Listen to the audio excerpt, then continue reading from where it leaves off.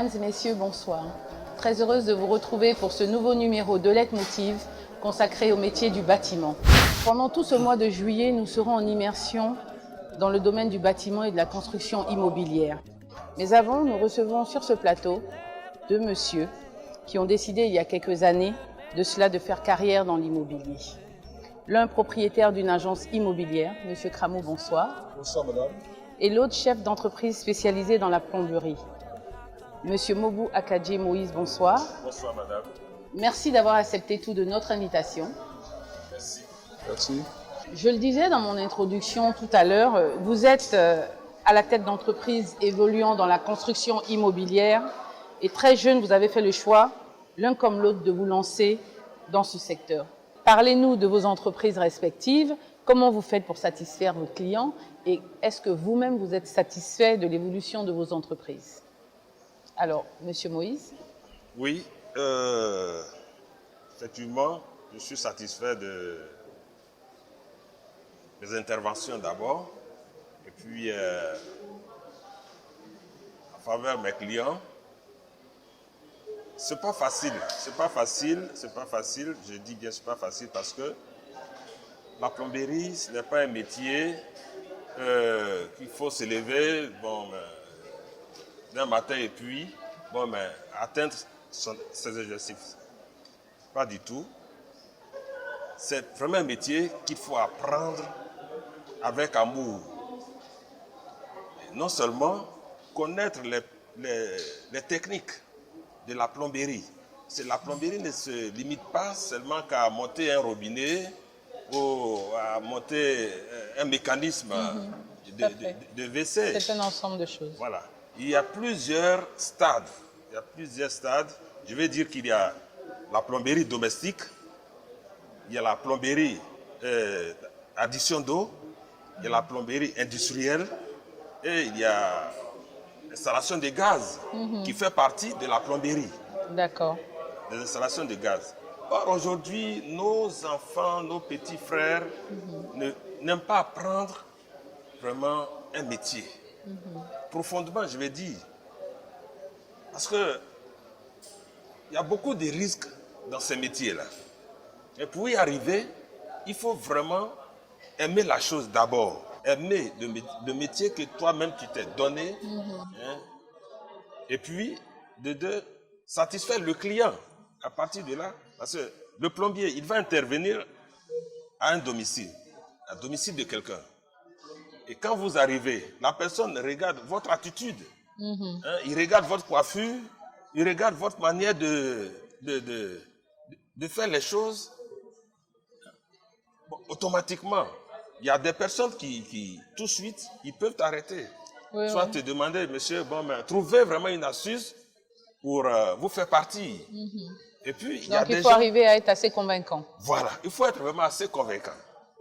Je vais dire, d'abord, il est là, il observe. Bon, vous prenez par exemple une pince. Il regarde comment vous allez attraper la pince. Si vous avez de l'assurance dans ce que vous faites. Voilà, si vraiment vous avez l'assurance. Ou si vous connaissez. Parce que quand vous parce qu'il y a beaucoup en fait, ils savent un peu, donc c'est de l'à peu près, et ils viennent intervenir dans des domiciles. Tout à fait. Et comme je le disais tantôt, en 2009, les Occidentaux beaucoup sont rentrés, beaucoup sont restés.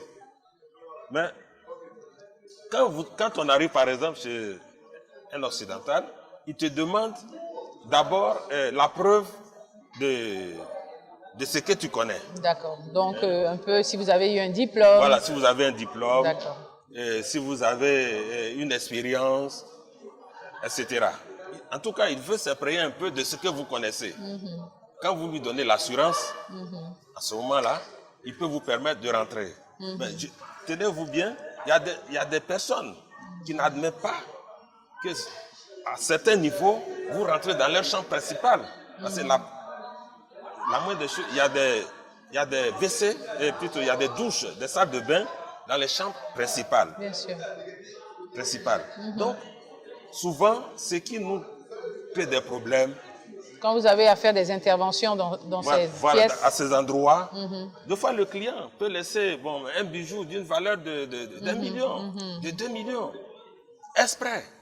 Ou même s'il n'a pas fait exprès, mais au moins c'est sa chambre principale. Bien sûr. Donc il y a des choses vraiment précieuses qui sont là. Donc il faut être sérieux. Il faut être vraiment sérieux. Il faut être vraiment sérieux. D'accord. Et malheureusement, de toute façon, c'est les conseils que vous donnez un peu à toutes ces personnes qui travaillent avec vous aujourd'hui. Voilà. Parce que vous êtes passé vous-même par là. Tout à fait. Alors, et vous, Monsieur Kramou, comment faites-vous pour satisfaire vos clients? Est-ce que vous êtes satisfait aujourd'hui des services que vous donnez à vos clients? Donc, que vous proposez à vos clients? Je pense que à mon niveau, je ne dirais pas que la satisfaction doit venir de moi. Mais c'est peut-être toutes ces personnes-là qui viennent dans mon agence qui peuvent me lancer des fleurs. Mais je crois que si elles viennent davantage, c'est parce que je fais un travail assez correct, assez professionnel. Je sais tant bien que mal de leur trouver ce qu'ils recherchent. Et puis, je sais aussi d'installer cette confiance-là, qui est d'ailleurs très essentielle dans l'immobilier. Et ça me permet de pouvoir évoluer, ça me permet de pouvoir avoir une assise assez correcte sur la place du marché de l'immobilier en Côte d'Ivoire, parce que c'est pas du tout évident. C'est pas du tout évident, surtout dans ce métier-là, quand on sait qu'il y a pas mal de promoteurs immobiliers qui ont grugé une partie de la population. Donc, il faut vraiment faire ses preuves. Afficher surtout, comment dire un certain sérieux. Un certain sérieux qui va créer une confiance et permettre justement à vos clients de revenir toujours vers vous, ou alors après c'est le bouche à oreille de pouvoir dire aussi aux gens qui les entourent, j'ai été satisfait, allez, vous pouvez appeler cette personne. D'accord. Alors, Monsieur Moïse, aujourd'hui, ça fait combien d'années que vous êtes mis à votre propre compte? Aujourd'hui, ça fait aussi 20 ans. 20 ans. Mais quelle a été la période la plus difficile que vous avez rencontrée? La période la plus difficile, c'est le moment de la crise. Le moment de la crise, vraiment toutes les entreprises presque ont plié bagage. Et la plupart, vous savez, je ne fais pas de publicité aucune, mais mes marchés potentiels privés venaient des Européens. J'ai commencé vraiment avec mes propres moyens. Oui, ça n'a pas dû être facile, j'imagine. Parce que c'est bien d'entreprendre, c'est vrai, mais je pense qu'on rencontre beaucoup de difficultés au départ, justement. Ce n'est pas du tout facile, parce que, sincèrement, il y a beaucoup à faire dans ce secteur. C'est vrai que quand tu as vraiment un marché, c'est le client qui préfinance, certes, mais il y a d'énormes difficultés à l'intérieur, parce que c'est un marché qui est discuté vraiment. D'accord, mais vous aviez travaillé déjà pendant de très longues années, à peu près 19-20 ans. Oui. Est-ce que vous avez eu le temps quand même d'avoir des petites économies? Oui. Qui vous ont servi justement, c'était pas suffisant. C'était pas vraiment suffisant. D'accord, alors racontez-nous un peu donc toutes les difficultés que vous avez rencontrées justement quand vous avez ouvert votre propre entreprise. J'avais un marché, quelquefois difficile parce que c'est moi qui préfinance.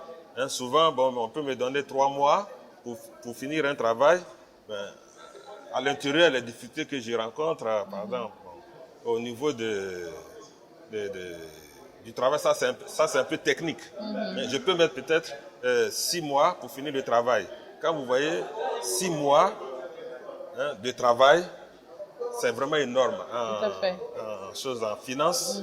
Il faut payer la maison, il faut payer les employés avec qui j'ai démarré, avec qui je travaille. Alors, vraiment, c'est énorme. Ce qui a fait que, du coup, quelques années après, 1 ou 2 ans après, vraiment, j'étais un peu essoufflé. Donc, il fallait prendre vraiment du recul. Alors, j'ai changé de méthode de travail. En quoi faisant, quand je prends le marché, par exemple, je demande aux clients de préfinancer. Au moins la moitié. Mais ce n'est pas tous les clients aussi qui peuvent ou qui acceptent de le faire. Bon, ça vraiment, très gentiment, il y a beaucoup de clients qui comprennent, voilà, qui acceptent et qui me donnent vraiment une avance pour commencer le travail. Et puis, bon, après, au fur et à mesure, selon l'avancement des travaux, bon, ils décaissent au fur et à mesure où je leur demandais de me donner vraiment un coup de pouce. D'accord.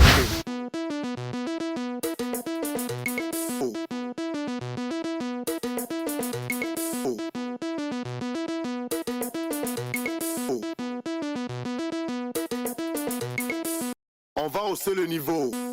El Panturo de la Pantera Nacuista. Désormais, appelez-moi Papa la hauteur. Segundo. El Panturo est dans les paradis. Champion tout terrain dans les paradis. Attaché toutes les ceintures. On va bouger pour danser. Bonjour, soyez les bienvenus sur le site Logement Sociaux à Gagnoa. Moi, c'est le chef maçon. Je travaille sur le chantier depuis à Gagnoa 4 ans. Ça fait 4 ans que je suis. Avant d'être maçon, je gérais un hôtel complexe à Gagnoa. J'ai décidé de changer le métier parce que la construction me donne beaucoup de choses. Pour apprendre le métier, il a fallu 15 ans pour mieux connaître. Aujourd'hui, je maîtrise très bien le métier de la maçonnerie. La journée, je travaille très bien avec mes ouvriers. Je leur donne des conseils, comment est-ce qu'il faut prospérer la vie, comment est-ce qu'il faut travailler pour pouvoir gagner du pain. Quand j'étais à l'école, j'ai cherché à embrasser ce corps du métier. C'est quelque chose qui m'a toujours passionné. Ma plus grande fierté, c'est trouver que je puisse nourrir ma famille. C'est de ça que je vis. Je nourris ma famille et puis je fais ce que je peux faire avec mon travail. Les logements sociaux, c'est pour aider les habitants de Côte d'Ivoire et ceux qui n'ont pas assez de moyens pour pouvoir avoir un toit aujourd'hui en Côte d'Ivoire. C'est pour cela que nous avons créé les logements sociaux pour toute la Côte d'Ivoire. Il y a beaucoup de discuteurs qui sont là. Plein, beaucoup. Actuellement, il y en a beaucoup d'hommes qui demandent. Nous avons 2 douches dans chaque maison. Et les dimensions des chambres, c'est vaste. C'est très intéressant. On demande beaucoup à les Ivoiriens de s'inscrire pour qu'ils aient aujourd'hui un toit. C'est facile de travailler avec les ouvriers parce qu'ils trouvent que c'est là et puis à l'attente sur le chantier, on n'a pas de problème. Quand mes ouvriers viennent, je les fais comprendre, je les donne des conseils. Je dis, bon écoute, ici sur le chantier, il ne faudrait pas qu'on aille des discussions, il ne faudrait pas qu'on aille par là. Le métier, c'est de là. Il faut qu'on s'entende pour évoluer le logement social. Je suis fier de ma reconversion parce que quand j'étais à l'hôtel Montreuil, il y a beaucoup qui étaient jaloux. Bon, j'ai dit, écoute, moi je vais avoir 2 branches, 2 métiers, comme la maçonnerie. Raison pour laquelle je suis là aujourd'hui, logement social. En 10 ans, je me retrouve avec mon métier. Je me retrouve avec mon métier parce que je trouve que c'est de là. Ça me rapporte beaucoup de choses. Ça me fait nourrir, ça me donne beaucoup de choses à mes parents. Un bon maçon, c'est pour bien monter le mur. Et en montant le mur, il faut bien niveler le cordeau et bien talonner sur le mur. Quand le patron il arrive sur le terrain, il sait que c'est un professionnel qui a travaillé sur le terrain. Pour être un bon maçon, il faut au moins 5 ans. J'invite tous les jeunes Ivoiriens. Pour gagner sa vie, il faut apprendre un métier. Au lieu d'aller déposer les dossiers dans les bureaux, ça n'a rien d'aboutir. Il faut qu'on soit sur le terrain. Apprenez le métier parce que ça nourrit son homme. Ça évolue la vie. Et ainsi que moi, ça a évolué ma vie parce que je me nourris je nourris mes parents. Je fais toutes mes occupations de toute ma vie avec mon métier.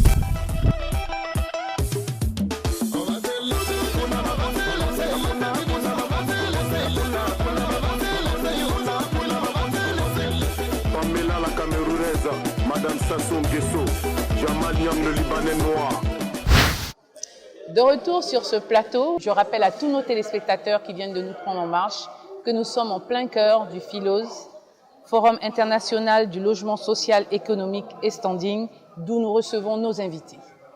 Alors, vous, Monsieur Kramou, racontez-nous un peu justement toutes ces années où vous avez travaillé donc pour un patron et après, vous aussi, comment vous vous êtes mis à votre propre compte et quelles sont les difficultés que vous avez rencontrées? Moi, je dirais que les difficultés que j'ai rencontrées, tout d'abord, c'est que le chantier étant inachevé, le monsieur aussi également étant parti, il fallait terminer tous ces chantiers-là. Et puis, il faut dire que dans ce domaine-là, on n'est pas suivi par la banque.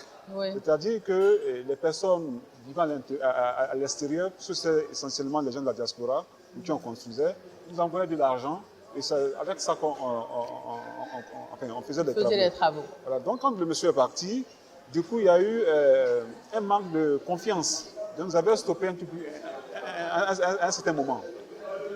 Donc ce que j'ai dû faire, c'était de me réorganiser avec les fournisseurs qui étaient sur place, leur dire effectivement que c'est des maisons qui seront payées si j'arrive à terminer. Bien sûr.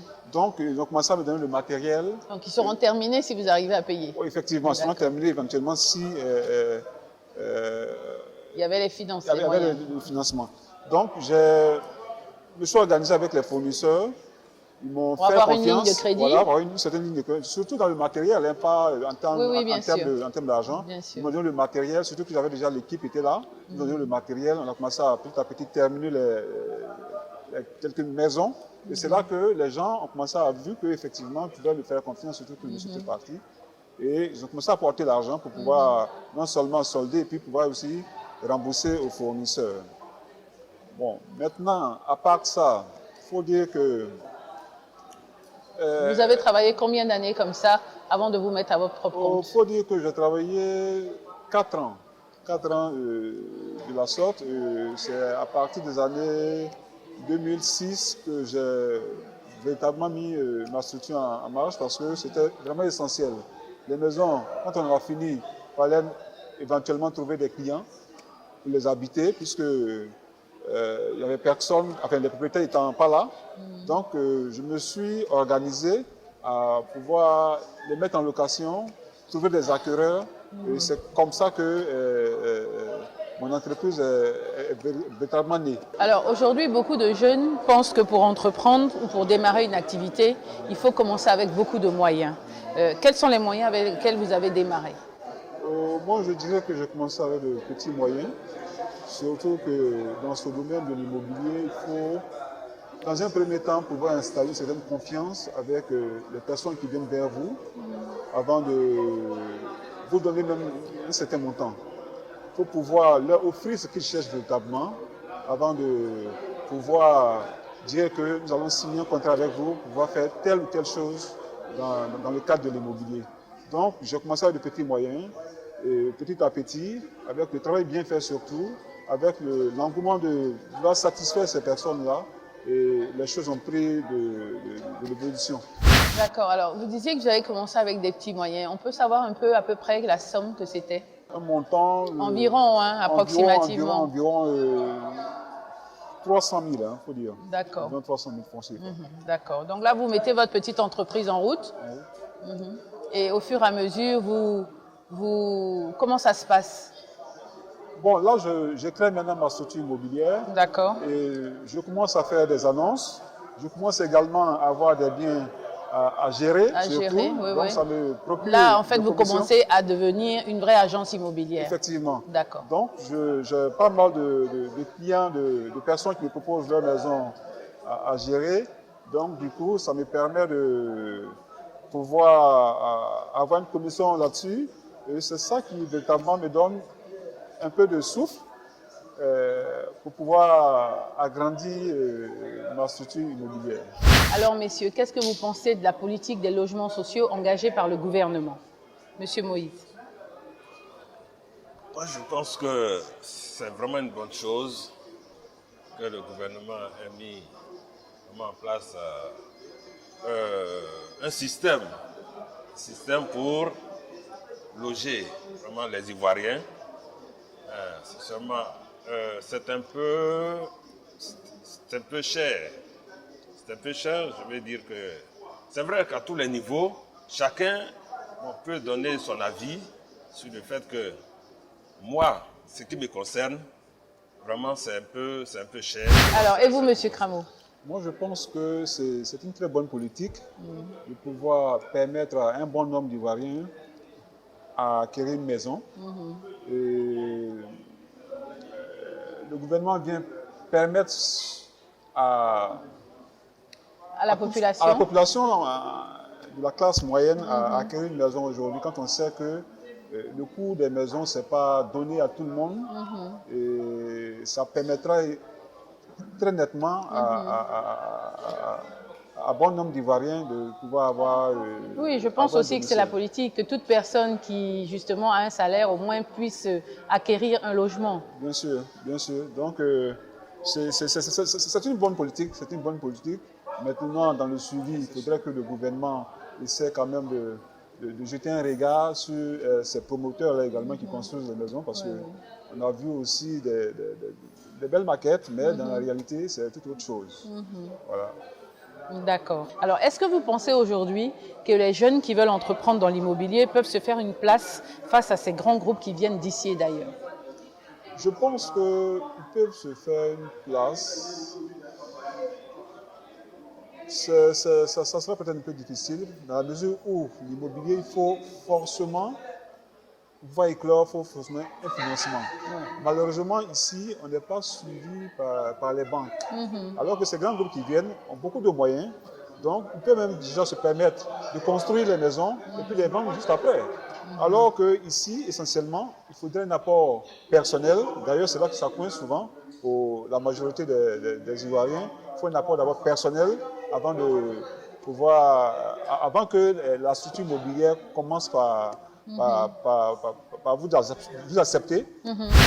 Et vous, Monsieur Moïse, qu'est-ce que vous en pensez? Comme mon ami vient de le dire, j'épouse un peu son idée, hein, que le gouvernement doit revoir un peu pour permettre bon nombre d'Ivoiriens, jeunes Ivoiriens, vraiment de s'insérer vraiment dans ce tissu social et monter vraiment leur entreprise. Voilà. Pour terminer cette émission, messieurs, qu'est-ce que vous pouvez donner comme conseil à tous ces jeunes qui, comme vous, justement, voudraient entreprendre dans cette filière? Le conseil que je pourrais donner aux jeunes, c'est d'abord de bien s'informer. Et malheureusement, il n'y a pas assez d'écoles, surtout dans le domaine de l'immobilier. L'État devrait davantage créer des structures pour pouvoir former les jeunes, surtout qu'aujourd'hui, c'est un grand facteur d'emploi, hein, former tous ces jeunes-là à ce qu'ils puissent entreprendre dans des conditions assez correctes, je dirais.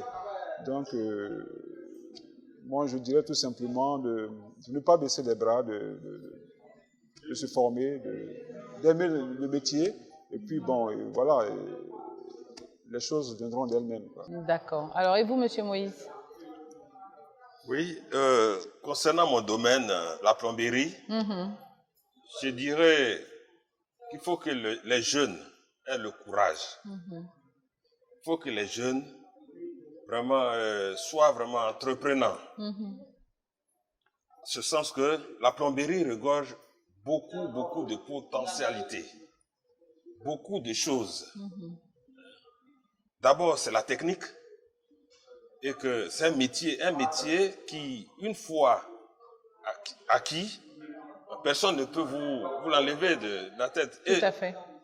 Ce métier, vous les insérez. Et c'est surtout un métier comme un autre. Voilà. Il ne faut pas qu'il y ait de préjugés. Tout à fait. Donc, il faut être vraiment, comme je le disais, courageux. Les jeunes d'aujourd'hui... Et rigoureux. Et rigoureux. Les jeunes d'aujourd'hui ne sont pas courageux et rigoureux. Ils aiment bien la facilité. Ils aiment vraiment la facilité, être toujours propre. Être dans les bureaux. Voilà, être dans le bureau. Aujourd'hui, à l'heure où je vous parle, vraiment, je suis très à l'aise dans mon milieu. Alors, si vous aviez un conseil à leur donner justement à ces jeunes, qu'est-ce que vous diriez? Qu'ils soient vraiment courageux, qu'ils viennent vraiment apprendre le métier. D'accord. Écoutez, Monsieur Cramo, Monsieur Moïse, je vous remercie d'avoir pris de votre temps pour être sur ce plateau. Mesdames et messieurs, c'est ici que s'achève votre numéro de Leitmotiv. Rendez-vous la semaine prochaine pour un nouveau numéro. D'ici là, que Dieu vous garde.